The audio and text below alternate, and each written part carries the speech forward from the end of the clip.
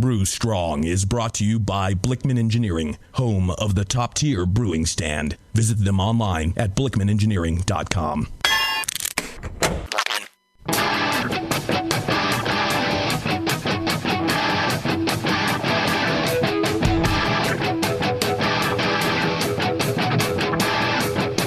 Brewers, it's time for the beer radio you've been looking for. This is the show that dispels myths, tackles the toughest topics, and makes no apologies for geeking out on beer. Hosted by two guys that drink before they think. Jamil and John Palmer. This is Brew Strong. Hey, howdy, hey, my brewing brothers and sisters. Greetings. Good to be back. Well, it feels like we've been away from the studio for such a long time. Indeed. Yes. Has to be, what? That was 10, 15, something like that. That's a really good sound, Jamil. You like that, huh? Yeah, we relax in the studio. Sometimes you just...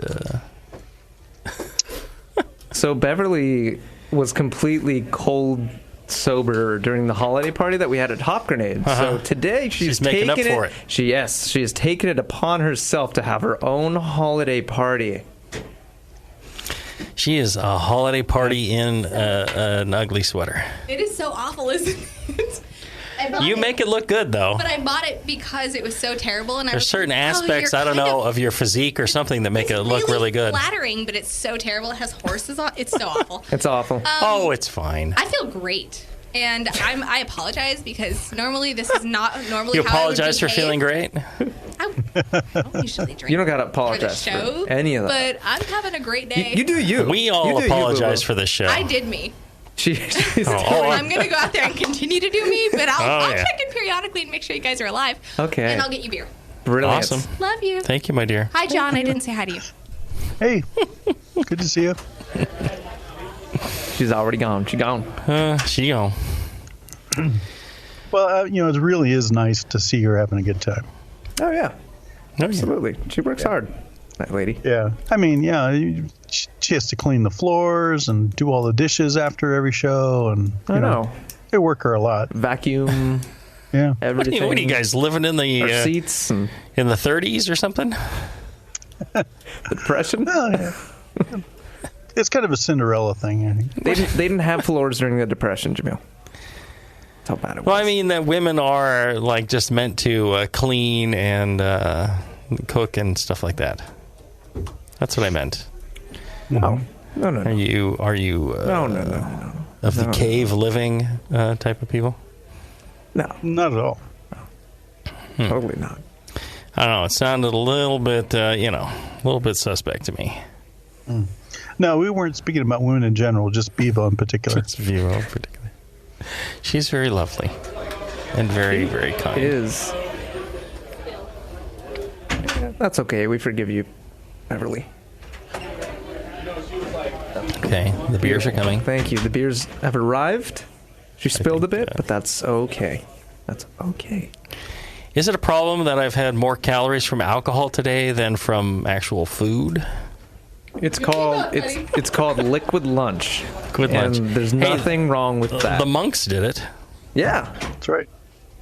Of course, they didn't really ferment them that, well. I mean, it was more calories than alcohol calories.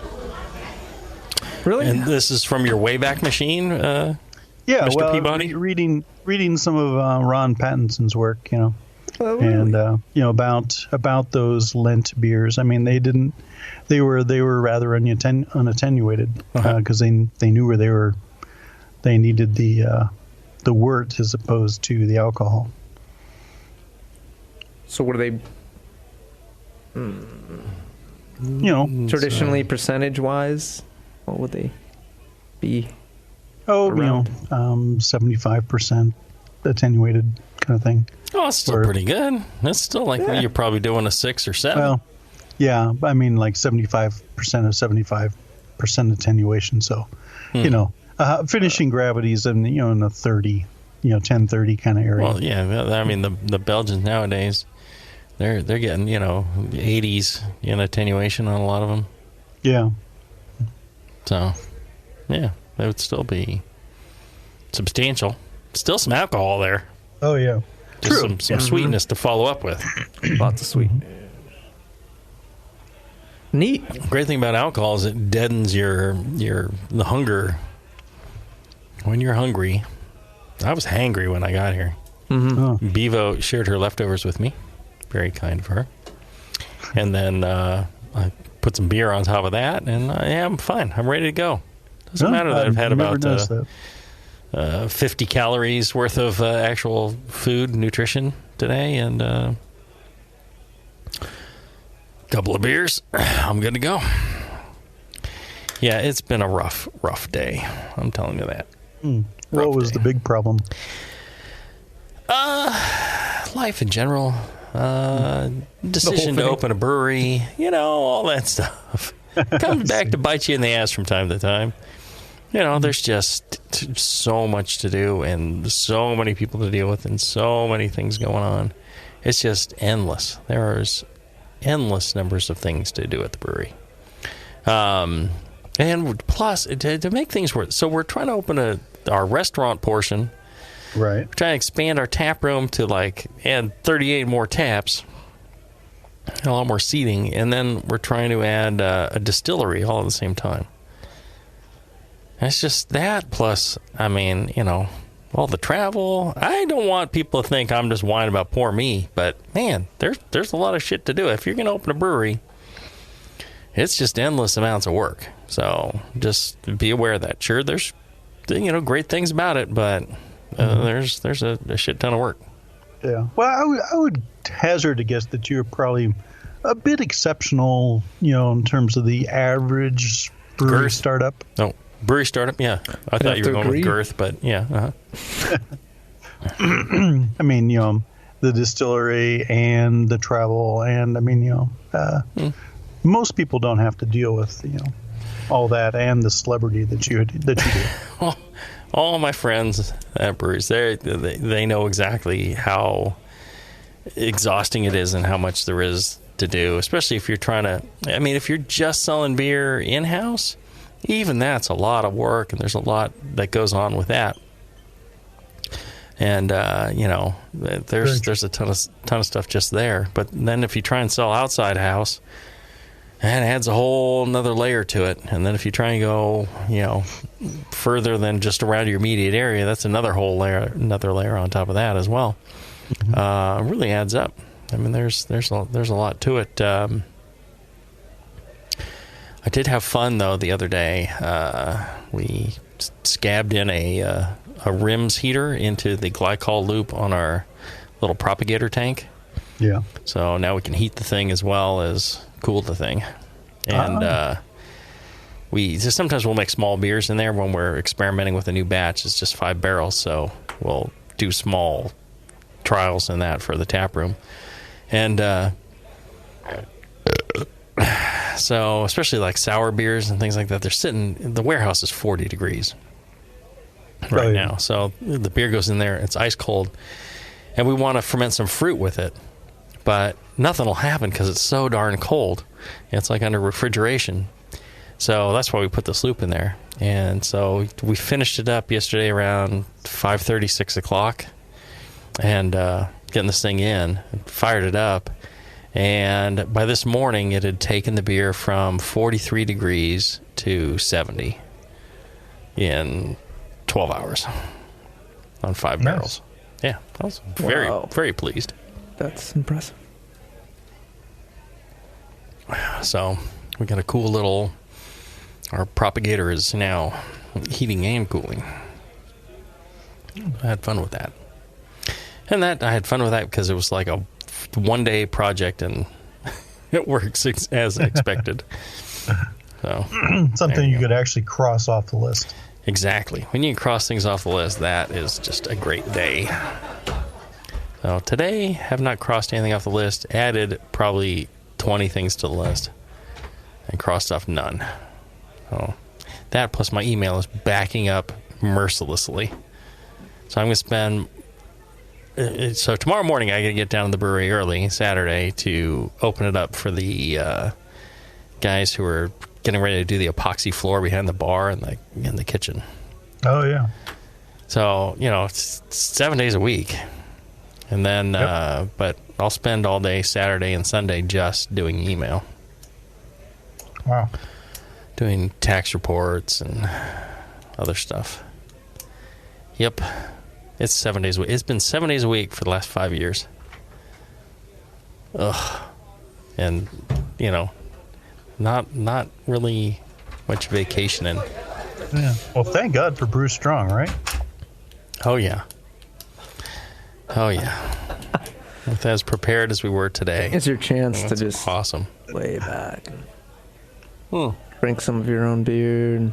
Speaking of which, yeah, see... Here's one of the funny things. I'm drinking Shallow Grave right now because they got it on Hop Grenade. They always have a Heretic beer on. Shallow Grave is quite delicious. But especially when I'm tired, I would just rather drink my own beer. Because I know it's going to be good beer. I know I can just relax. I can just enjoy it. Some other beer maybe will mentally tax you. Right. I would have to think. You don't want to think about it. Right. Yeah. And, I mean, I'm sure there's great beers there. I know there are.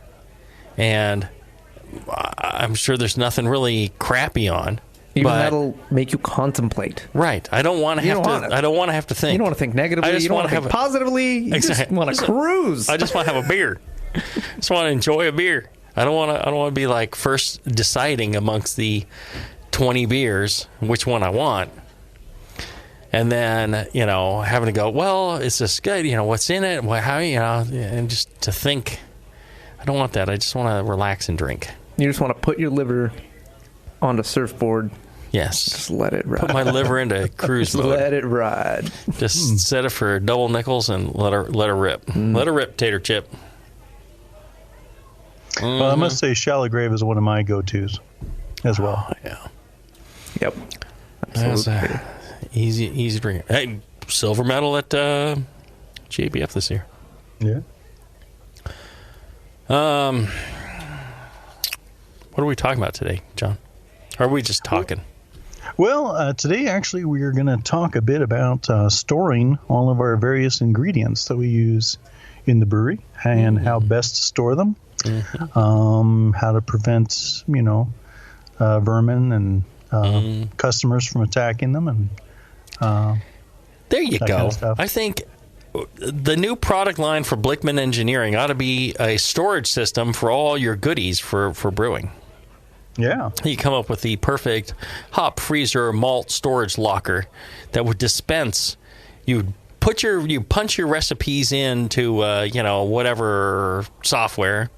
And then on the system there, the fridge freezer thingy, you'd just say, today I'm going to brew this one, and you'd pick your recipe or some recipes from a giant database or whatever, and it would just sort out. Here's your Kent Goldings, here's your Maris Otter, here's your mill it right out into the bucket, and you just wander off and throw it into the brew stand, and there you go. That would be damn convenient. There you go. Well, and the guy to come up with it would be Blickman Engineering. John at Blickman. John Blickman. Of course, I'm the guy to come up with it. He's the guy to implement it. All right, let's make this clear. I'm the idea guy. He's the implementation guy. And implement they do.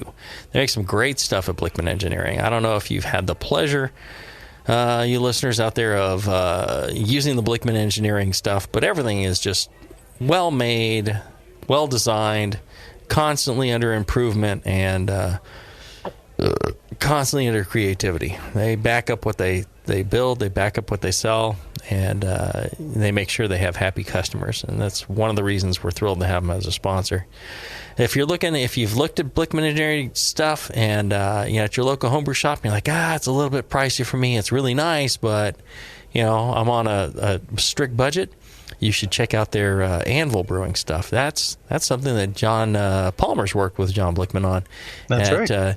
To get very solidly built, high-quality equipment, but maybe fewer bells and whistles and just a little more straightforward, just good quality stuff and stuff you can trust by buying the Anvil equipment. So check that out, anvilbrewing.com or blickmanengineering.com.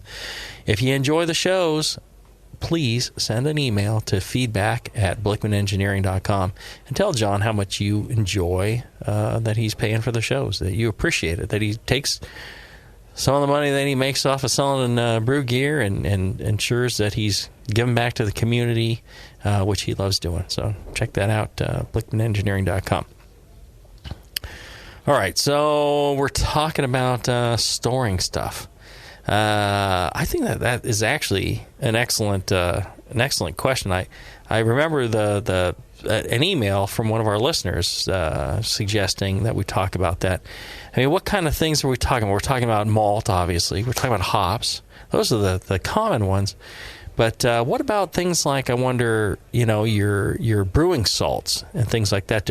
Which ones degrade? I mean, do they need, airtight storage? Should you... we're at the brewery. We're buying zinc for our yeast, and it's cheaper in 50 kilo sacks. Do I need to worry about that? Turning into a brick or somehow degrading? Water. Some people they'll store their water up over time. They'll collect water from like an RO system or something like that, and then use it to brew the next day or something like that. Packaging materials, bottle caps, oxy caps. Do those need special storage requirements? What about cans?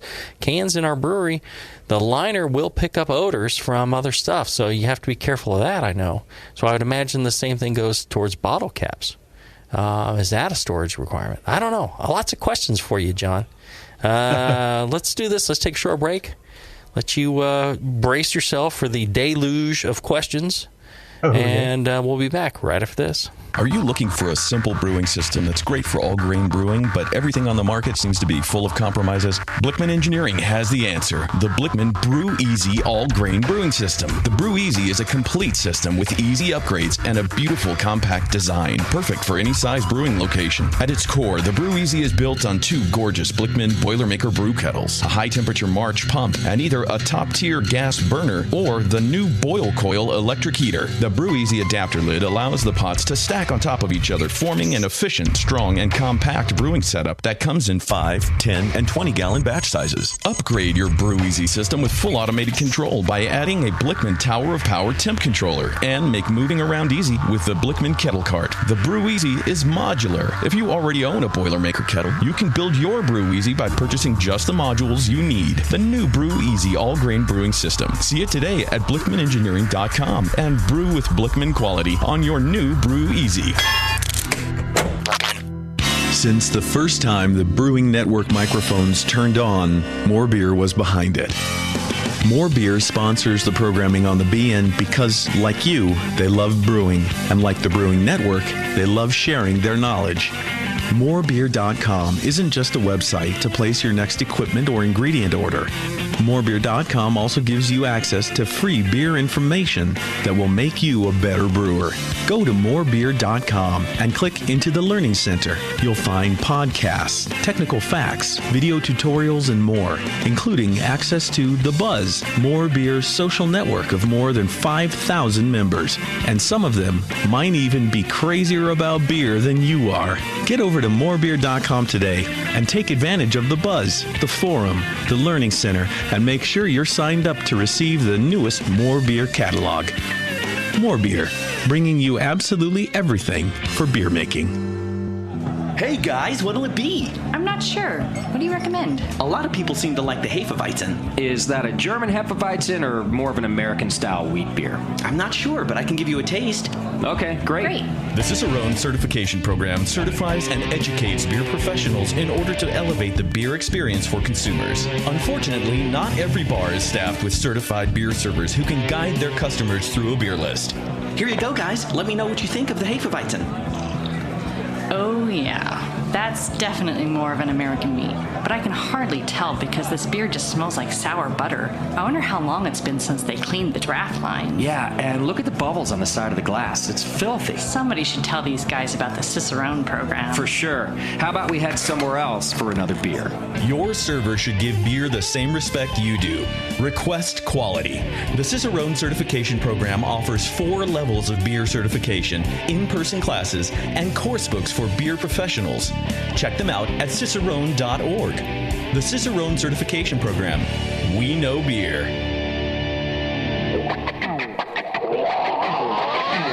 Back to the beer guys that make other beer guys look like wine guys. Brew Strong. All right, we're back. We're talking storage of stuff. One of the things that I didn't mention in my list of things you want to store was yeast and how you store yeast. But I'll tell you this: the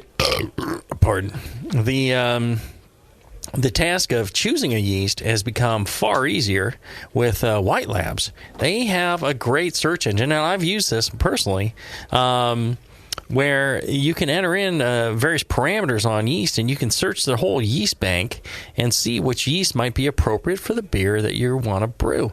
So, otherwise you're looking through this long scrolling list and reading all these descriptions, and you're not sure you've actually looked at all the right yeast that will do what you want it to do. They've got this down for you. All you got to do is go to whitelabs.com/yeastbank to try it out. Don't keep guessing which strains will work best for you. Do a quick search and find the perfect strain to make your next brew shine. Check them out, whitelabs.com. All right, we're talking storage of stuff. How about, what do you want to start with, John? Well, that's a damn good question. I think water would be an easy one to get out of the way. Okay. Since I always have water on the brain. Yes. People store it in poly drums. They've stored it in trash cans. They've stored it in their pots. Yeah. Pluses or minuses, any of that? Well, you brought up a good point initially, and that is a lot of people need to store reverse osmosis water. Because the systems take a while to generate it. So you'll collect it in a container of some sort until you're ready to brew with it. At the homebrew level, not a big deal. You can get plastic containers, water bins, storage bins, and so on. Gets to be more of an issue at the commercial level. And the reason that it's an issue at all is that reverse osmosis of water is very corrosive. It doesn't have any dissolved minerals in it, or very, very low amounts, similar to rainwater. And there's a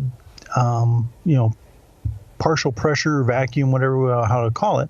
It really wants to suck in other solutes. And an osmotic gradient. Yes, that's the phrase I wanted. So yeah, it readily dissolves metals, including stainless steel. And so any reverse osmosis system salesman will tell you that you really can't store it or even pipe it through stainless steel because it eventually will cause pinhole leaks. So what you need is actually PVC or an equivalent kind of plastic pipe, non-metallic pipe. Or the RO tanks that come with those small systems, are they epoxy lined or something like that, I think? Yeah, very often they're epoxy lined, and that's the thing when you're talking about 2 5 gallons or something like that. Smaller ones, it's easy to get them lined. It's when you get to much larger, 15 barrel, 20 barrel, that coating something like that's a little more involved. Right. But that's often the best approach. I mean, it's hard to make a 20 barrel plastic tank. Because just structurally, it's the plastic is not strong enough to support that much weight. When you get to very large volumes. But one other issue when you're working with water, and whether it's reverse osmosis or just tap water, is that when you heat water, you reduce the solubility of carbon dioxide in that water. And you'll see that when you're stirring your mash and stirring your hot liquor tank, you'll see it fizz and carbon dioxide will come out of solution. Well, if you're in a commercial situation where you have an enclosed hot liquor tank that you're, say, filling, one day, heating up overnight, and maybe, getting it ready for the next day, you need to be aware that carbon dioxide needs to vent and needs to be purged from the system. Otherwise, it will dissolve back in and can potentially come out of solution elsewhere in the system, say it like a dead end, on a pipe somewhere. And you can get a very high local concentration of carbon dioxide that creates carbonic acid, which again is very corrosive. So one of those things that a lot of people may not initially realize when it comes to storing water, but that's a consideration. Yeah, I don't know that our hot liquor tank is vented. I mean, it must be somehow. There must be some sort of pressure relief. Yeah, I would imagine. In most cases there is, but yeah, it's when you have standing water, in pipes, that it can come out of solution, and that can be an issue. Okay. Now, what about storing malt? Well, as Tom Petty says, you just got to find a cool, dry place. Great song on the second Traveling Wilburys album. Well, and dry, so not extremely humid because the malt becomes slack much quicker. The more moisture, the faster it oxidizes, right? Right. And mold or something like that becomes an issue. I know in the tropics they have a real problem with mold and malt, even whole kernel malt. Once it's been milled, it's much quicker to take up water. Sure. But on the other hand, you don't want it so dry that you lose the moisture from the malt. And is that just because of a weight thing? Like you end up using too much malt? Or is there another reason for it? You don't want it to get too dry either. I think if it gets too dry, it could affect the friability. It could... especially for milling and stuff like that. Yeah. If it's already pre-milled... I think you're better off on dry versus, because I know what's going to happen. Our listeners are going to put in these, moisture sucking devices and stuff to make sure their malt's as dry as powder if we tell them dry. Right. In most cases, normal, humidity 50-60%. Doesn't have to be desert conditions. Certainly, if you're in the tropics and or Florida and have 90% humidity a lot, storage with perhaps a desiccant in the container to help suck up some of the moisture could be a good idea in helping to preserve that freshness. There are those storage containers with the gasket, the screw-on lid and the gasket. They use them for dog food. They use them for preppers now, storing their foods and such. Yeah. I have a whole series of those kennel containers, whatever they're called. Dog food. Yeah, and that's what I store mine in. And Yeah, I used 1 gallon plastic jars from More Beer and had kind of a little gasket in it. I stored specialty malts in that, unmilled, and they were good for years. Yes. I was surprised how well those worked. And a 1 gallon one of those jars held just about 5 pounds. Which is perfect for most specialty malts. I mean, you can, 5 pounds of, roast barley, that lasts you a long time. The crystal malts would go a little quicker, but, that I found that fantastic. They were cheap. They fit on shelves really well. You just write the malt on the top, and you're done. Yeah. Done and go. So smaller containers like that, real nice for your individual specialty malts. Because I liked having, 20 or 30 different specialty malts at hand all the time for whatever I wanted to brew that day. Oh yeah. And what about the difference between storing whole malt and pre-milled malt? Well, pre-milled malt has pretty good storability. They give you a nominal, they'll say, yeah, it should be good for 2 weeks. Uh-huh. Take into account, of course, your local humidity level. Right. But generally, 2 weeks in a bag, something that's not just sitting open, Right. it'll be fine. If you're in a high humidity environment, you may want to take some steps, put it in a more sealed container. In drier conditions, it'll keep for a good month.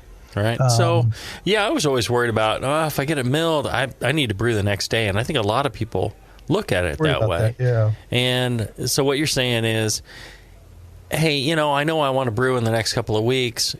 I work near my, homebrew shop, and, I don't get a chance to go out there otherwise.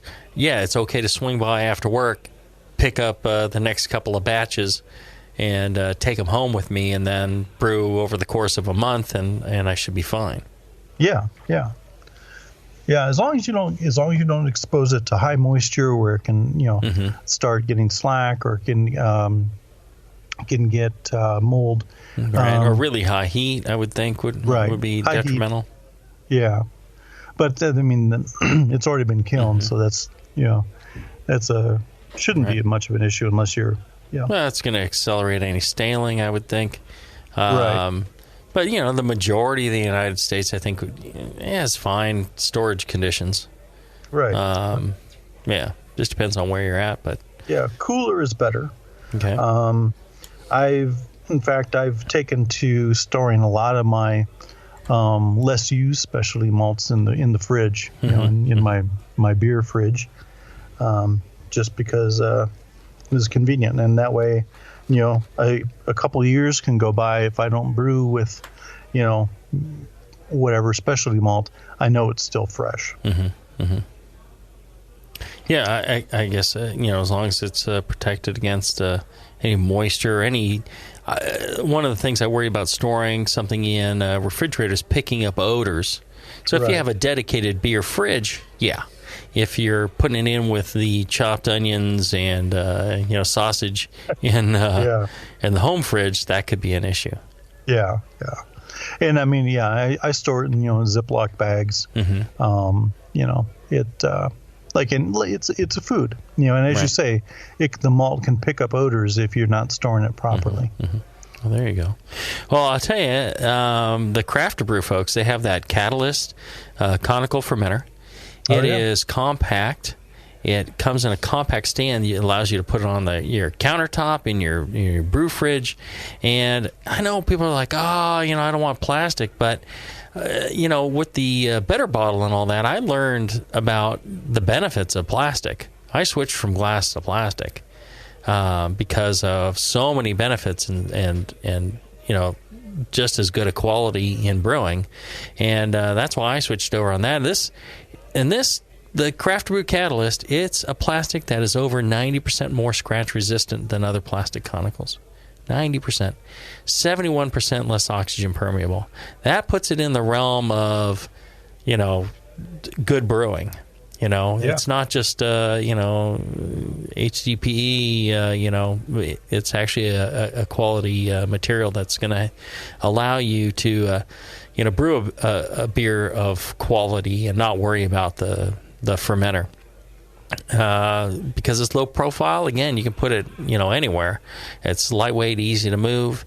Cleaning's a breeze because you can snap that lid off and reach in there and inspect. You can instead of jamming a carboy brush down in, which one of the problems I had with the Better Bottle was you can't really reach in there. But on this, you can snap the lid off, reach in there, inspect it, gently clean it with a soft sponge, and you can do a lot of things with that. And then it's got this 3-inch butterfly valve on the bottom. The 3-inch butterfly, you screw on any mason jar. You can do a trub dump, you can do a yeast dump, and save that yeast in the fridge for your next batch. Fantastic. Makes it really easy to collect yeast during fermentation. And the thing that I never see mentioned, but I checked out, was that you should be able to pasteurize this thing. You should be able to heat it up to pasteurization temperature. So even if you scratch the daylights out of this thing, you should be able to kill anything that's living in those crevices, and you should be good to go no matter what. So even though it's 90% more scratch resistant, you've kind of got a safety plan in there too. And like at our brewery, we heat treat everything, and that ensures no contamination. So I like things that can be heated up. Everything I buy now, it's like, well, can it be heated up to pasteurize?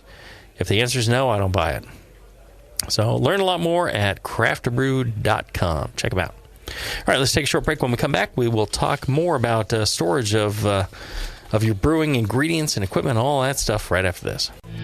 If you work in retail sales, the restaurant industry, or are a new craft beer enthusiast, or you know someone who is, you have got to check out Beer 101. Beer 101 is an online course created for anyone wanting a quick introduction to the vast world of craft beer. Beer 101 covers the history of beer, brewing ingredients and processes, vital stats like ABV, SRM, IBU, and gravity, styles, tasting, glassware, and pairing beer with food. The Beer 101 course is offered by the Brewers Association at craftbeer.com, also home to the truly awesome Beer Style Finder, a visual guide to every beer style. Quickly play with color, bitterness, and alcohol content to interactively explore the entire world of beer styles with a gorgeously designed interface to your favorite beverage. The new Beer 101 course and new Beer Style Finder are only available at craftbeer.com. Craftbeer.com, celebrating the best of American beer. Hey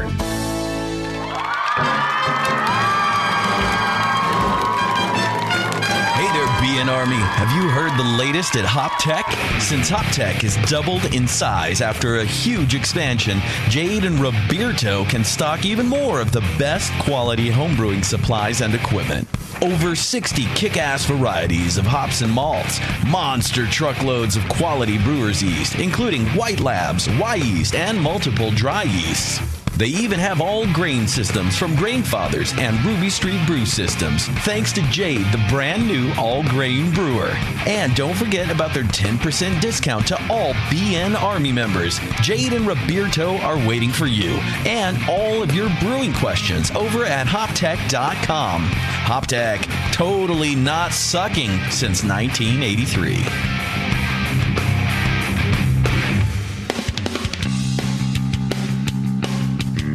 Hey, my brewing brothers and sisters. This is Jamel Zanishev, and I want to tell you about Heretic Evil Twin. You might be familiar with my homebrew recipe, which uses massive late hopping to create a balance between the malty sweet and the hoppy bitter, along with an outrageous malt and hop character. I wanted a beer with the same bold hop and malt character, so we played around with the homebrew recipe until we were able to make a great commercial version too. We've created a beer rich in malt character, full of caramel, toast, biscuit, and an ever so subtle roast note. On top of that, we piled in an insane amount of Citra and Columbus hops at the end of the boil, as well as in dry hopping. This damn-the-cost approach to hopping gives Heretic's Evil Twin a great blast of citrus and tropical fruit that can't be matched by any other hop. The result is a bold, malty, hoppy, but easy drinking beer. This is our top seller, our flagship beer, and I couldn't be prouder of it. Cheers. To find Heretic beers near you, click on Find Some at hereticbrewing.com. The 21st Amendment. Watch out! Do you like beer? They make beer. Watch out! Do you like friends and fun? They make friends and fun. Watch out! Do you still like to have a good time? The 21st Amendment. Watch out! The 21st Amendment in San Francisco, located at 563 2nd Street, 2 blocks from the building where baseball is seen and played. Try their beers in the pub or try them in the can, featuring Monk's Blood. Made with real monk. Watch out! So why not have the best time of your life? Go to the 21A and Sean O'Sullivan will personally greet you with a can of Monk's Blood. The 21st Amendment. Watch out! This advertisement is not in any way affiliated nor associated with the 21st Amendment Bar and Pub, nor its subsidiaries or affiliates. This telecast is not copywritten by the 21st Amendment for the private use of the Brewing Network. Any use of this telecast without Jamil Zainashev's consent is prohibited. Suck it, JP. The Vault, created by White Labs. The Vault is a collection of new, creative, and unique yeast strains from around the world. These strains have never been available to homebrewers. Most have not even been available to professionals. You have the power to release the yeast. Through The Vault, White Labs is giving you the power to decide which strains are put into production and giving you the opportunity to brew with these strains. Visit whitelabs.com/The Vault and pre-order the yeast strain of your choice and encourage your friends to do the same. Once 250 pre-orders have been achieved, White Labs will put that strain into production. The strain will be mailed directly to your doorstep, ready to make the beer you've always wanted to brew. This program was created with the homebrewer in mind. White Labs is relying on you to help release these strains, which may blaze the way for future new and unique beers. Help release the yeast. Visit whitelabs.com/The Vault.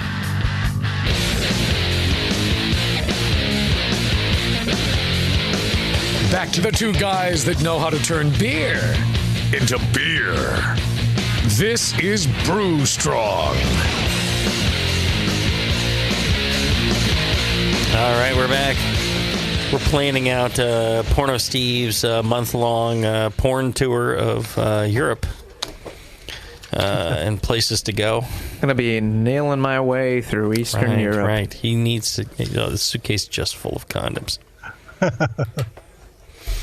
So, which country is going to be the lucky first choice? I'm flying into Amsterdam. I think that's a good first choice. And then out of Amsterdam. He's going in and out of Amsterdam. In and out. Oh, okay. Mm-hmm. Yeah, I think. Second? What? What? Where are you going after that? He hasn't worked it. That's what we're working out. Yeah, I haven't even worked it out. It's just the plane tickets were insanely cheap for coming in I'm to thinking, a month. I've given a couple of itinerary items in Amsterdam. I'm not sure. I don't think I would send him down towards, Bruges, Brussels, all that first. I think because he wants to get out to like Slovenia. I mean, really, you want to get to Prague. Is where you want to get to. I would send the boy east. Northeast? No, I'd send the boy. It's southeast from Amsterdam. I would send the boy east. Have him go through Dusseldorf and Cologne, and then drop down the Rhine. Visit Trier, which is an incredible city. That is the second largest Roman city ever. Like the massive baths and everything there. That's a really cool city. And then cut east further, maybe go through Bamberg or Rothenburg. Oh, Rothenburg. Yeah. And head out towards Prague. And then maybe, maybe cut south from there cut south from there and get across, come back up through France and Belgium and maybe hit Poland. Belgium and Bruges and all that on the way back, and then out through Amsterdam. I don't play travel agent, so here's one of the things, you people. Do not send me emails going like, hey, what breweries do I go to when I'm in such and such? Because I'm not going to help you. I don't know. And when I do these trips, I spend many hours online Googling this and Googling that and figuring it out for myself. I don't know. Especially in the Bay Area. Oh, I'm going to be in the Bay Area. What breweries do I go to? I don't know. I don't get a chance to go to the breweries. I'm working when I'm here. Yeah. So I hate to tell you, I'm the worst travel agent. But for Porno Steve, I'm going to help him out with this. I'm gonna. Well, he's doesn't really know his way around the Google Map. That's true. What's a Google Map? Yes. I think there is. I think it could be quite the trip. And then once we have it all mapped out, you need to stick to it generally. Let the listeners know where you're going to be, and then we'll see. We need pictures. Yes. We need pictures. We'll tell them all to bring dildos and lube. All right. There you go. Speaking of which, all right, so we're going to talk about, what about hops, John? What's the storage on hops? Cold. Colder the better, yeah? Yeah. It's interesting. I mean, hops, we've learned so much in the last 50 years on, what makes hops bitter in beer. Where does that bitterness come from? And we had our hop oil show a few weeks ago, where we talked about, the oxidized beta acids, the oxidized alpha acids, the isomerized alpha acids, and so on. But part of that is a quantity we call the hop storage index. And the hop storage index is, well, technically it's the ratio of the absorbance at one wavelength where the isoalpha and so on, or the alpha acids respond, and the other wavelength where the oxidized beta acids respond. And so between these two readings, you make a ratio, lower is better. And this hop storage index gauges how much of the alpha acids have oxidized and how much of the beta acids have oxidized. The beta acids thereby, becoming more bitter. The alpha acids becoming less bitter in terms that they can no longer isomerize. So you're kind of weighing, the bitterness index of that hop. Versus how well it ages.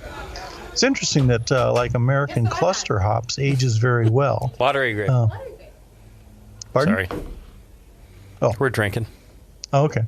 American cluster aged very well. Its hop storage index was very low, meaning that as it aged, the loss of alpha was balanced very well by the rise in oxidized beta, and so.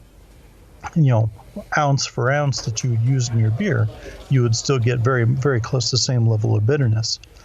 Today's high alpha varieties very often have higher values of hop storage index, meaning that they lose more alpha in proportion to the amount of beta that oxidizes. Because a lot of today's high alpha varieties have 3 times as much alpha acid as they do beta acid, whereas it used to be, such as in clusters, more of a 1-to-1 sort of relationship. Well, and I think what you're saying is the key there is oxidation and degradation of those alpha acids, and the colder you store them, the longer it lasts. Homebrewing, I would get hops from more beer, properly nitrogen flush, stored in Mylar bags, and I could throw those in my home freezer, which was, cold, but not massively cold. Right. And 20 degrees. Yeah, and it would, I could go years later, pop over one of those packs, and it was fresh. I mean, the hop aroma was all there. Maybe the bittering changed, but it was hard to tell because I still don't, on the really hoppy beers where you're going for bitter, it tends to still be there. When you're going something more mild, it tends to be, that far off either. Yeah. Cold really helps because it slows down all the oxidation reactions that we're talking about with hop storage index. Of course, another way to prevent that is reducing the oxygen exposure, and that's where the nitrogen flush bags come in. Right. The oxygen barrier bags, like our friend at Nico at Nico Brew. That's right. That's what you get. Right. All right. Yeah. But you can also do pretty well by double bagging with ordinary Ziploc bags or freezer bags. I've had real good luck storing leaf hops Right. In a What about double Ziploc. A lot of people I know use the vacuum sealers, the food vacuum sealers, and you can suck the air out of those. I'm sure sucking the air out helps. Maybe the first thing to do is pump a little nitrogen in there, and then, Or carbon dioxide. Yeah. Yeah, carbon dioxide, I think there's still, a fair amount of oxygen in there. Well, if you're using welders, carbon dioxide, no. Mm-hmm. So, it's just, the carbon dioxide tends to break down and get some reactive carbon monoxide, and, you get those kind of things happening. Nitrogen being one of the better ones, argon, something like that. I don't think you need to go that crazy, though. And that's if you're packaging off your own. Let's say you do a bulk buy with the club. You guys have bought, a bale of hops. I would think it's worth renting a nitrogen cylinder from the welding supply, flushing them, and then vacuum sealing them. I think it's worth doing if you're doing that, like a giant bale or something. If you're homebrewing, what I did was I squeezed out as much air. After I opened the pack and used what I could, I squeezed out as much air as possible, rolled the end nice and tight. So instead of just leaving it open or putting a piece of tape over, I rolled it so I had a nice, seal, and then put a piece of tape around it. And then it seemed to keep a fairly long time, as well as I kept it in the freezer as much as possible. I didn't let it sit out warm all day while I was brewing. I'd get my hops out of the freezer, put it right back in the freezer, because temperature really does a lot on protecting against oxidation, staling. Yeah, and then if you're in a high humidity environment, you don't want condensation on those hops. Right. Before you put them back in the freezer either. Right. Moisture will accelerate the problems as well. All right. Okay. All right. Now, what about... what should we talk about next? How about equipment and things like... we were talking bottle caps. Yeah. I found storing equipment... you want to keep it where it's going to be, clean. It's not going to build up dirt, a lot of dust or things like that. Pots inverted. Yes. So that, you're not having to clean them before you brew. If it's washed and cleaned and, if you invert it and set it upside down, it'll drip dry. So you're not getting a bunch of liquid in there, drying in there, or possibly aiding corrosion at the air-water interface on stainless upside down, and then it doesn't build up dust, so when you're ready to brew, you just flip it back over, and it's perfectly clean. I had a big problem with spiders, black widow spiders in my brewing tubes, brewing hoses. I'm not sure what I should have done about that. I would hang them so that they, are a nice arc, so they don't get kinked. And then they dangle down on both sides so they would drip dry. But apparently the spiders seem to love that. I haven't had spider problems. Rat problems have been an issue. Climbing inside the inverted brew kettle and finding it a nice place to hang out. Subdividing it and charging high rent and so on. Yes. Rats. Yeah. I haven't been to your house, John, but it's starting to sound very interesting. Bears, rats, fires. Yes. You got a zoo going on, huh? Oh yeah, it's all part of the nature package out here. Well, John, I hope someday to see your package. And what about things we were talking at the beginning about things like caps? It's got that liner in it. Yeah. Which, I was saying my experience with cans was that in a brewery, you need to be careful about running, gas-powered or diesel-powered forklifts. You don't want to store it where, there's aromatic materials that the liner will take that up.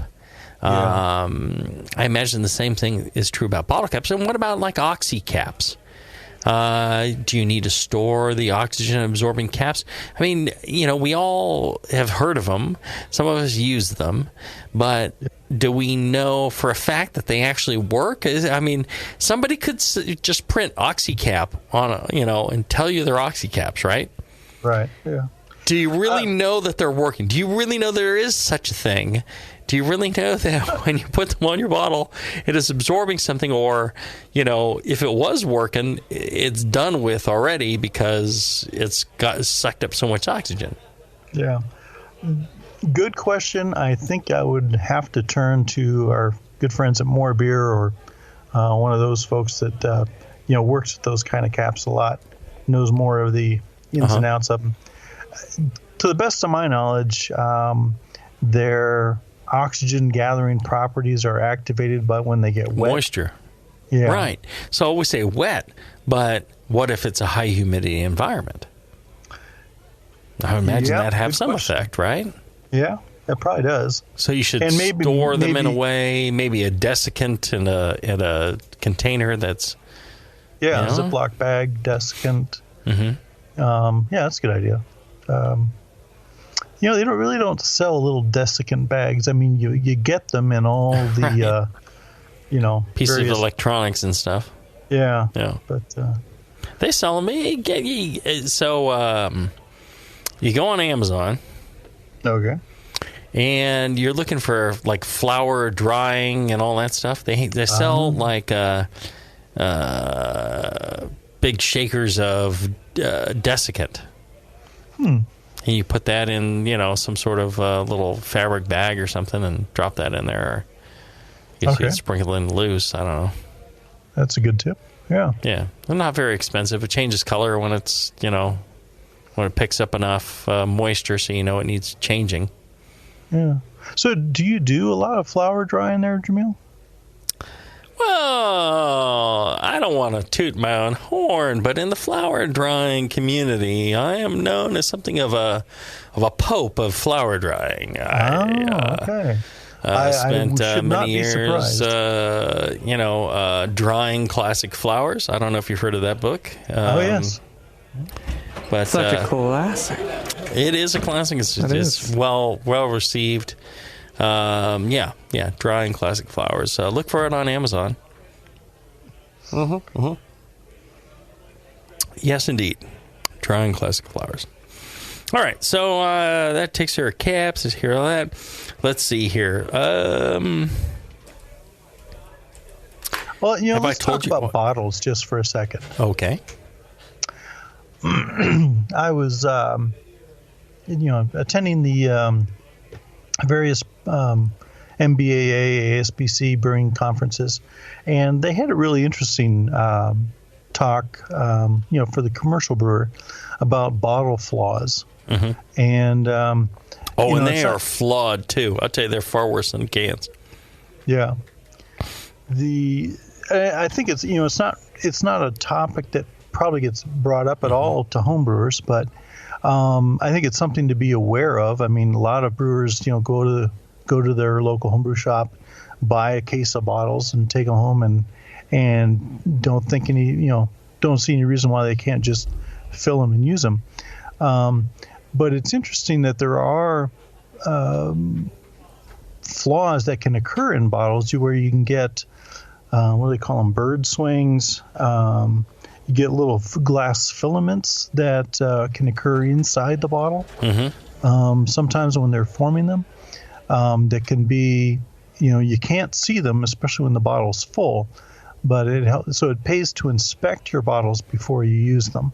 Look for debris and anything that could be in there. Right.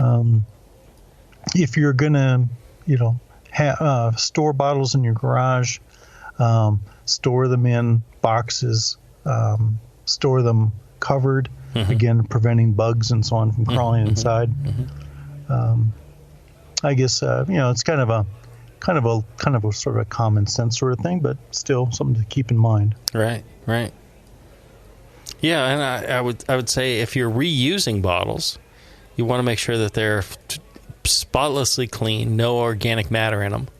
You want to make sure that you store them upside down so they drip dry. And, if not, you don't want to reuse those bottles. if you're not going to go to that extent.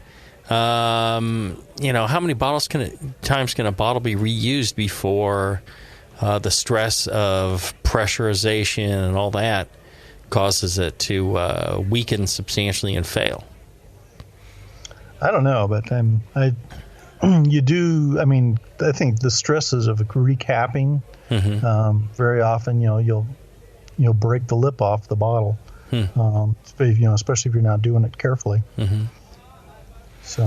Well, and I think one of the indicators might be, you see a lot of scuff marks and scratches on something, on a bottle. Yeah. It's probably been used so many times that, maybe it's time to retire that to the recycle bin. A safe bottle will always be, without lots of scuffs and scratches on it. And if you've been to places where they recycle like Coke bottles and stuff, you'll see big bands of, it looks like the bottle's been sanded down. Oh, right, yeah. Right. And, they're still fine. Those hold a lot of pressure. But, it's something to be aware of. That's a really worn bottle, been through the hoops a lot of times. You know what I love doing, John? I know of a number of things that you love to do, actually. Shh. Don't. I love saving money. Ah, yes, that. Yeah. That too. And I love saving money on the things that I love, which is brewing and drinking and food, eating. Ah, yes. One of the ways I can save money on all three of those is by using my Brew Guru app. I got the Brew Guru app for free. I downloaded it off the Google Play Store, but you can get it for iPhone off of the App Store. It's from the AHA, the homebrewersassociation.org, and it's free to start, and you don't even have to be a member, but it eventually requires you to be a member. And I'm telling you, you will pay for that membership easily. If you like eating or drinking or brewing, you will pay for a membership just by having the Brew Guru app. Because when you're in a mood to eat or drink or brew, hit the Brew Guru app, see where all the places are around and they give you an AHA discount, reap the rewards. That simple. And not to mention, all the other cool things that the AHA does, the Brew Guru app does. You've got your member rallies for free. We do them at Heretic every year, and just attend that, and you will get more back in value than you paid for your membership. If you ever want to go to the GABF, well, the most important session, the best session, is the members session. It's Saturday right after the award ceremonies, and everybody makes sure to have their best beers on for all the members. You have to be a member for that. The AHA, Homebrewers Conference. You really want to be a member for that. You get the Zymergy magazine, which is excellent. John and I both write for that frequently. You really can't go wrong. But, it all starts off with that Brew Guru app. Just download that. Even if you're not a member, check it out. I guarantee it'll convince you should be a member, because it'll pay for that, and you'll get all these other benefits for free. Plus, you're supporting a great organization that looks out for homebrewers. All right, let's take a short break. When we come back, we'll wrap up talking about storage of stuff with yeast right after this. Brewing great beer is a process of continuous learning, and the best books on every aspect of brewing can be found at Brewers Publications, with more than 50 awesome titles like Modern Homebrew Recipes by Gordon Strong, Designing Great Beers, the Ultimate Guide to Brewing Classic Beer Styles by Ray Daniels, American Sour Beers, Innovative Techniques for Mixed Fermentations by Michael Tonsmeyer, For the Love of Hops, The Practical Guide to Aroma, Bitterness, and the Culture of Hops by Stan Hieronymus, and Radical Brewing, Recipes, Tales, and World-Altering Meditations in a Glass by Randy Mosher, plus many, many more. These are the books and the authors with the knowledge to push your brewing farther than you thought possible. And you'll find them all at fine homebrew and book retailers everywhere. And visit the website at brewerspublications.com. Brewers Publications, all the best on beer and brewing. Your support of the Brewing Network means everything to us. We couldn't produce shows without you. And we love giving you something extra for that support, like Brew Your Own magazine. You already know it's a great brewing magazine full of recipes, equipment how-tos, discussions of beer styles, and brewing techniques. Whether you're new to brewing and just starting out or you're an old pro, you'll always learn something from the articles in Brew Your Own. Plus, they're amazing special issues like plans for building a Brutus 10 system, 250 classic clone recipes, and the Homebrewer's Answer Book. Brew Your Own magazine and BYO.com are awesome resources for any brewer, whether for yourself or as a gift. When you subscribe or resubscribe from the Brewing Network homepage, you directly support programs like this. Get a great magazine and support the Brewing Network. Subscribe to Brew Your Own right from the BrewingNetwork.com.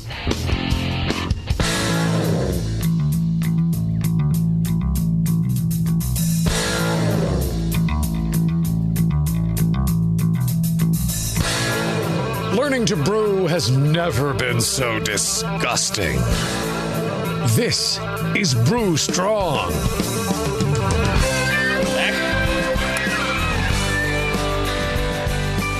All right, we're back. We're back.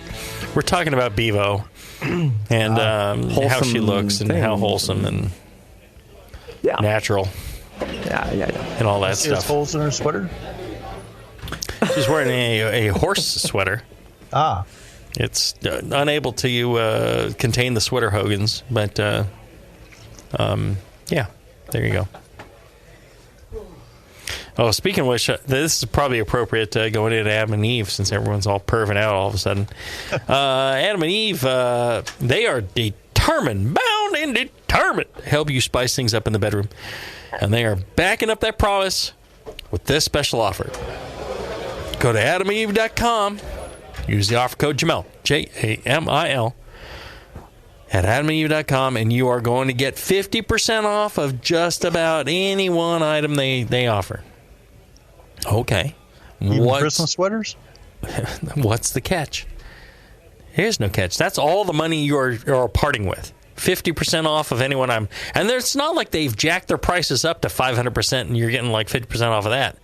They got like decent regular pricing on all your needs and half off. This is no joke. This is no schemey thing. They're damn near giving things out for free. They certainly are. Really? Because they want you to understand what it is to be a customer of theirs. They got good customer service, and they know that once you experience buying from them, all your intimate needs you're just gonna automatically go to Adam and Eve, and that's how they win.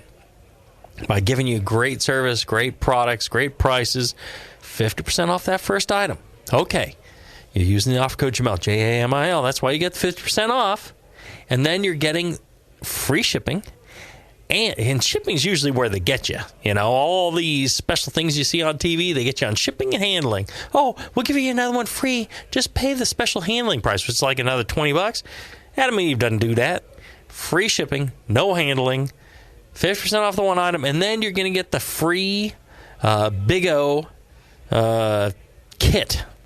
And the kit is their own exclusive Climax gel and a mini vibrator. Good for him, good for her, you know, good for anybody. Whatever your situation, you could use it. So check them out, adamandeve.com. Great folks. They've been supporting us for a long time. I think if you have such needs, give them a check out. You know, everyone should at least buy from them once. Wouldn't you agree, Steve? At least once. Because you get a serious deal there. Use the offer code. Very good deal. Yeah. I mean, if you're ever going to do it at least one time in your life, I mean, at some point. Have some fun. In your life. Have some goddamn fun. Gotta have some fun. Live a little and use the code. AdamandEve.com, Jamil. All right. So, John, as we wrap this up. We were going to talk about yeast, right? We're going to talk about yeast. Yes. Sorry. Were you clearing some yeast out of your throat? You grunting one out or what? Yeah. Storage of yeast. Yeah. Well, nutrients. Low oxygen. No rapid changes in temperature. No pressure buildup either. Right, no pressure buildup. I want to seal it up in a container. Yeah. And that puts me in mind of a session show last week, or a couple weeks ago. Charlie and Dan Gordon were on the session. And a listener called in with, asking about how to better pressurize his lagers to reduce esters. Yeah. And, and they explain quite well that is not the goal or the point of pressurization. But the point I was trying to make was that when you store your yeast, you don't want to store them under pressure. You don't want to store them super cold. You want to, provide good hibernation conditions. Yeast go at the end of fermentation. Yeast go into their stationary phase. They've built up their trehalose and glycogen reserves, which are like storage carbohydrates that they can live off of. And if they're exposed to oxygen during that stationary phase, they'll rapidly use it up. Yeah, they'll rapidly use it up. And so you want to kind of store them away from oxygen, store them at cool temperatures. Refrigerator temperatures are fine. Right. That keeps their activity low. Well, I would say that way, you want to go as low in temperature as you can without danger of freezing them.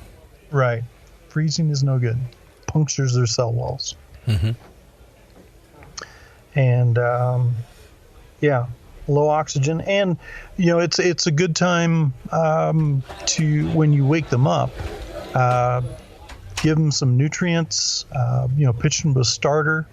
That way you've dispelled with any concerns about pitching weak and depleted yeast to your brew. Well, and one of the things that people often ask about is, how should I store the yeast? Should I store it in, distilled water? Should I store it in, this or that? Should I store it with the beer? And one of the things about distilled water is, the osmotic gradient in that is very high against yeast and can cause a problem. There's interesting... An interesting thing about Pasteur and yeast, where he stored just a very few cells in distilled water, I believe it was, and he put them on his shelf, ambient temperature, and they sat there for like 100 years or whatever it was, and they were still live cells. So the concentration is low enough, and it's distilled water. It was just this weird thing in a test tube, and that worked. And nowadays we think of, we want to eliminate any genetic drift, and so we freeze them at minus 20, and that's how we do it today. But I thought that was fascinating. And then, as far as storing, when you are, recapturing a pitch of yeast from a previous batch, if you believe that the beer was sanitary and you had no bacteria, the best thing is probably just storing it on the beer. The yeast are already in that beer. Quiescent. Yeah, I mean, you could try diluting it down a little bit with, some distilled water if you were sure it was sterile. Yeah, actually, boiled water is as good as off the shelf distilled water. Better. Yeah, I've seen off the shelf distilled water grow algae. Yeah. So boiled water is good because you eliminate a lot of the oxygen that's dissolved in there.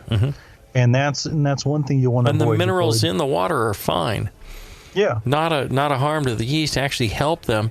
You're not changing the osmotic gradient as much. Right. So, I agree with you there. Not nearly the issue. Right.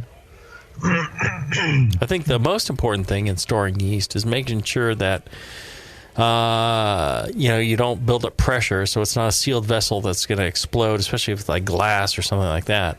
Mm-hmm. So if you want to seal it off, I've used parafilm, or you use a saran wrap and a rubber band, so that if pressure builds, it'll just blow that thing off, and you won't end up with a growler bomb in your fridge. Yeah. When you shake it when you open the door, and then it explodes and shards of glass go flying.